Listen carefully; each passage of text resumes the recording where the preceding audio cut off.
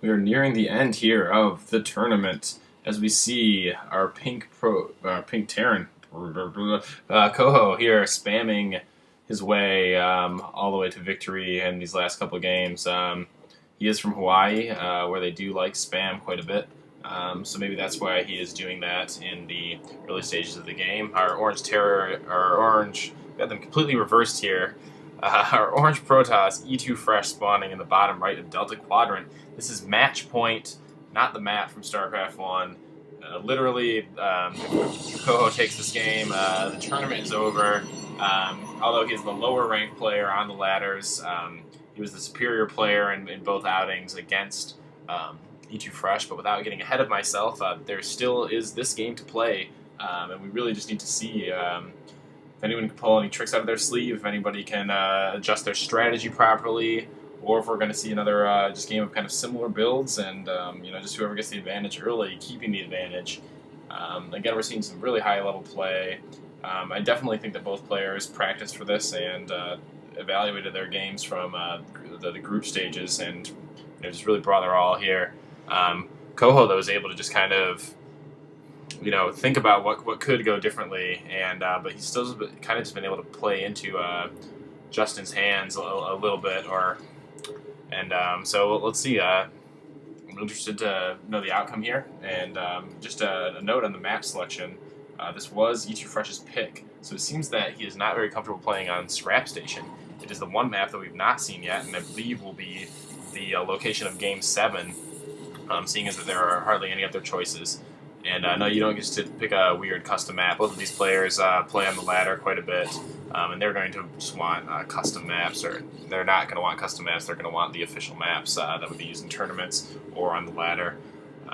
Just standard SCV chasing a probe. Nothing too special going on there. Meanwhile, SCV getting into main and ETOOFRESH forgetting to pull units off to mine gas, or maybe just waiting to do so. Simulator went down maybe a little bit early. Sometimes you like to see those probes go right away, but I think you should be able to get 50 gas up in plenty of time in order to get out Warp Gate technology. Getting a Zealot out and chrono boosting it, as expected. Again, I'm just not sure if I like spending this money chrono boosting a Zealot unless you're going for an early Zealot push.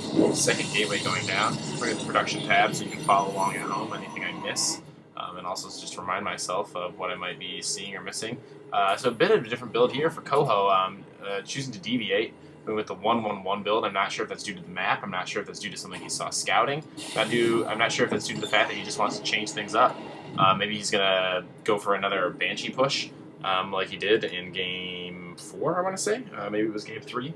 Kind of forgetting at this point. But once again, just this has just been a very even series. The winner in each game has been pretty clearly the winner, although the scores have remained close. Again, it just comes down to execution, and that's what's so exciting when watching StarCraft at a high level of play, such as this. It's just, strategies are one thing, but it comes down to whose timing is right and who can control the units properly. And I expect to see another fierce battle between our two top players here.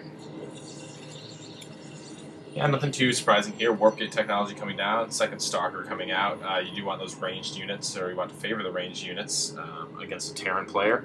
Third Warp Gate going down, fourth Warp Gate coming down. So it's like a 4 Warp Gate push.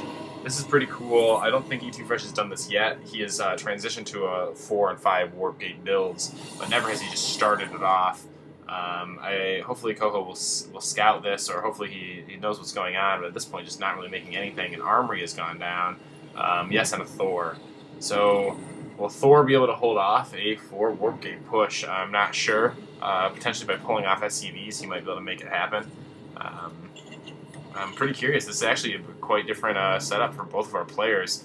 But this tends to favor ETOOFRESH, who's just going to be able to get a lot of units out really quickly. And I'm not sure that KOHO is going to be expecting this. There is no proxy sending out an SCV to scout, so he will see this force coming. But he will not get a chance to get into the main and scout to see what's actually following this up. This looks like a pretty standard army from ETOOFRESH early in the game.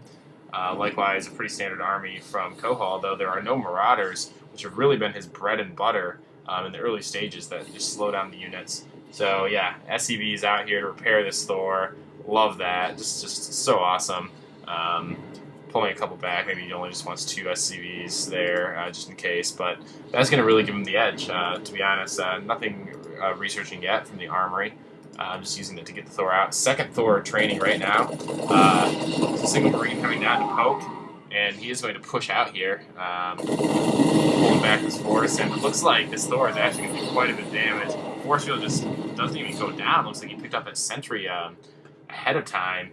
And ETOOFRESH is going to be forced to push back here. This Thor is just so meaty and juicy and powerful against these ground units, especially with these SCVs to repair. At this point, two Marauders there cut some shells. 1 Marauder goes down, but the Thor survives. And at this point, I think KOHO has done more damage to ETOOFRESH than ETOOFRESH has returned to favor. 2 Thors at this point. Let's look at the unit counting station. 2 Thors, 2 Marauders, 4 Zealots, 2 Stalkers, and a Sentry. Meanwhile, oh my gosh, I did not even see that or notice that. It looks like Zealots snuck by or got in here somehow. I don't know how I didn't see that or how that even happened. I don't know if they ran around them or what's going on here, but at this point, KOHO is not mining at all. So although the Harvesters are pretty close, so he didn't lose too many. I see. This allows him to warp in Zealots through the back. Really smart. Didn't see him throwing down that pylon during that scuttle. But yeah, at this point, KOHO is just able to kind of figure out what's going on. Checking here for that pylon. Hopefully he'll be able to see it from afar. I'm not sure if he does have vision of that.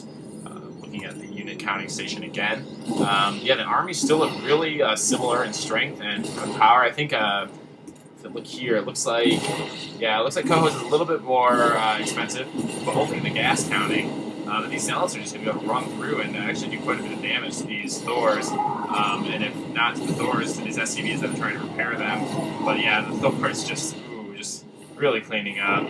I'm not sure if we're going to see Medivacs out to help advance this, or if KOHO's just happy to stick back and just kind of defend. Meanwhile, ETOOFRESH taking the advantage to get out an expansion. So expect the income to start rocketing up there for ETOOFRESH, although at this time, thanks to Mules, KOHO is able to maintain an advantage. Same number of Harvesters, which is actually really disappointing to see. It looks like ETOOFRESH was focused a bit too much on getting out Zealots and maybe Chrono boosting.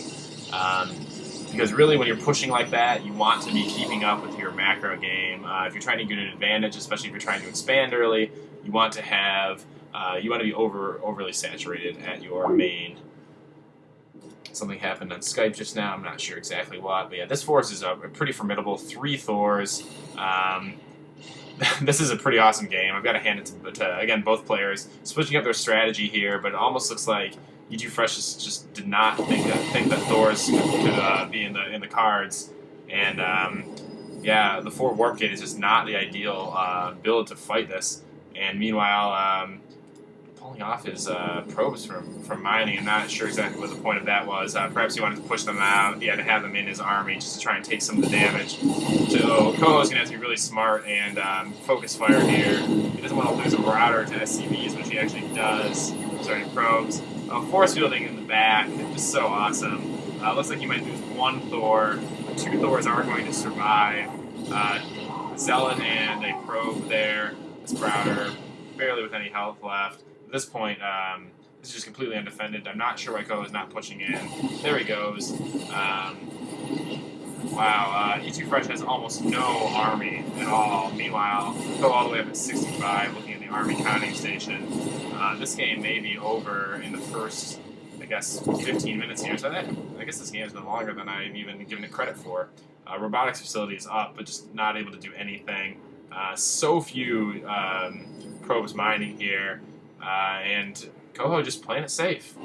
He took out the expansion and pulling back, and that's, again, just something that not enough players do. It's so easy to just sacrifice your entire army, but hey, when you're in this much of an advantage, nothing wrong with pulling back. You know that ETOOFRESH does not have their natural up and running. Meanwhile, just almost saturated here on KOHO's natural. Looks like he's just about saturated as well in his main. No one's taking down their back destructible rocks. I'm really surprised, actually, that no player chose to do that, especially with Thors. They can do so much damage to these destructible rocks in the back. SCVs coming out. I think it looks like this kind of might be an all-in push, although he is only pulling off 5 SCVs. I think that's kind of overkill. He wants to repair up this Thor and then push in with all of these Thors. There's not really anything that ETOOFRESH can build or do to kind of get himself out of this position. He is going to do a drop here, and it really could cut into the econ of KOHO, but if KOHO pushes in right now, this is going to reduce his army even more. Yeah, pulling back with these warp prisms. Things are looking bad for Protoss hero. Not sure what he's going to be able to do, and of course force fields just do nothing against Thors. They are massive, and therefore they just crush them. That must have been what happened earlier. I finally figured that one out for myself. And GG from ETOOFRESH. KOHO taking the entire championship, going to our Terran hero from the hit department, just showing everyone that sometimes playing 2v2 can lead to wins in 1v1. Yeah, this has just been a really exciting series. It's great to cast. Thanks for having all of you here tuning in with us week after week. A lot of fun. I hope this is just the beginning of things to come with StarCraft 2 and the Apple StarCraft 2 community. Again, thanks so much for tuning in, and I hope to see you online and playing. I'll play against anyone, I'll play with anyone. Just let me know, and I'll just have to say that I enjoyed this. Thanks for listening and putting up with my casting. I think I've learned a lot, and hopefully I've gotten better over time at the observing. And yeah, great to have you. This is Showtype, who's signing off.